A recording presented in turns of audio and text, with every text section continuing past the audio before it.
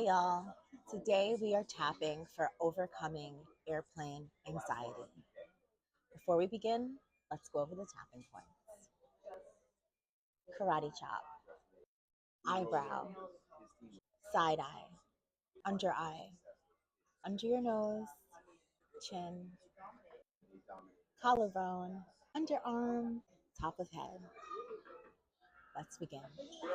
I am safe and secure on this flight. I trust the journey and the pilot. I release all tension and relax my body. I am surrounded by peaceful energy. I choose peace over fear.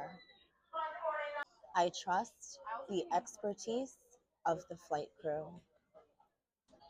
I am protected and guided on this journey. I am free from anxiety and fear. I am brave and courageous. You can repeat this exercise as many times as required. Be gentle with yourself. Enjoy the journey, and I'll see you on the other side. If you like this video, give it a thumbs up, share it with your friends, and I'll see you in the next one. Bye.